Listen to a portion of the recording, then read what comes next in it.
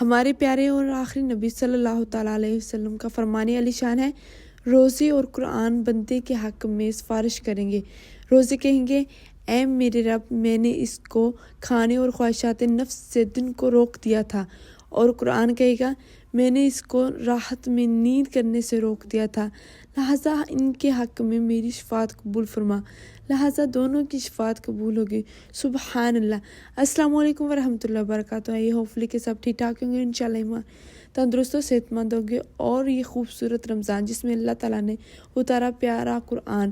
تو آج بہت ہی خوبصورت دن تھا، فرائیڈے تھا، تو الحمدللہ میں بنا رہی تھی بریانی، تو میں نے کہا چلو آپ کے ساتھ ویڈیو بھی شیئر کر لوں اور کچھ باتیں بھی۔ اللہ تعالیٰ نے افطار کے لیے اتنی برکتیں رکھی ہیں، اتنی برکتیں رکھی ہیں، اور افطار ویسے دراصل کرنی کن چیزوں کے ساتھ چاہیے؟ ضروری نہیں کہ بندہ اتنے کھانے وغیرہ، اللہ تعالیٰ نے جتنا دیا اس میں افطار کر لی جائے۔ افطار کس چیز سے کیا جائے، یہ سوال ہے آج ہمارا۔ انس بن مالک رضی اللہ تعالیٰ عنہ کہتے ہیں کہ رسول اللہ صلی اللہ تعالیٰ علیہ وسلم نماز مغرب پڑھنے سے پہلے چند تازہ کھجوروں سے روزہ افطار کرتے تھے۔ اگر وہ بھی نہ ہوتی تو خشک کھجوروں سے افطار کر لیتے، اور اگر خشک کھجوریں بھی نہ ملتی تو چند گھونٹ پانی نوش فرما لیتے۔ تو آج ہمارے الحمدللہ اتنے وسیع دسترخوان ہوتے ہیں، لیکن پھر بھی ہم اللہ تعالیٰ کے ناشکرے بندے ہیں۔ ہم کہتے ہیں کہ ہم نے تو کچھ کھایا ہی پیا ہی نہیں۔ الحمدللہ اللہ تعالیٰ نے ہمیں رزق حلال دیا، اور اللہ تعالیٰ ہر ایک کے دسترخوان وسیع کرے۔ تو آج میں آپ کو بتاؤں کہ روزے کی فضیلت کیا ہے۔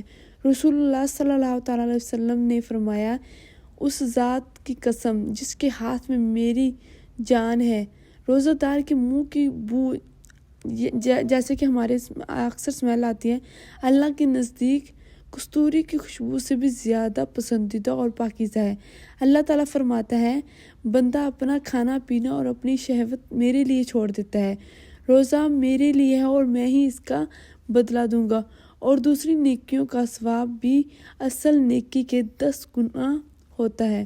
سبحان اللہ۔ حقیقی روزہ دار ویسے ہوتے کون ہیں؟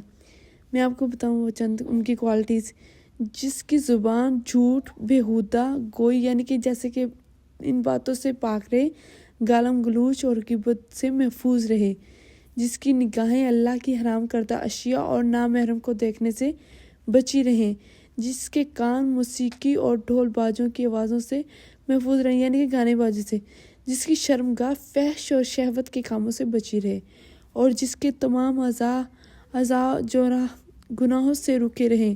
یہی روزہ کی حقیقت ہے۔ روزہ صرف بھوکا پیاسا رہنے سے نہیں ہوتا، روزے سے یہ عمل بھی کرنا چاہیے، اور ہمیں 5 وقت کی نماز بھی ادا کرنی چاہیے۔ جو روزہ نہیں رکھ سکتا ان کو چاہیے کہ نماز اور قرآن کو زیادہ سے زیادہ کثرت سے پڑھیں۔ انشاءاللہ ملتے ہیں نیکسٹ ویڈیو میں۔ اپنا اور اپنے پیاروں کا خوب سارا خیال رکھیے گا، اور مجھے رکھیے گا دعاؤں میں۔ اگر میری ویڈیو پسند آئے تو اسے لائک اور سبسکرائب کرنا نہ بھولیں گے۔ اللہ حافظ۔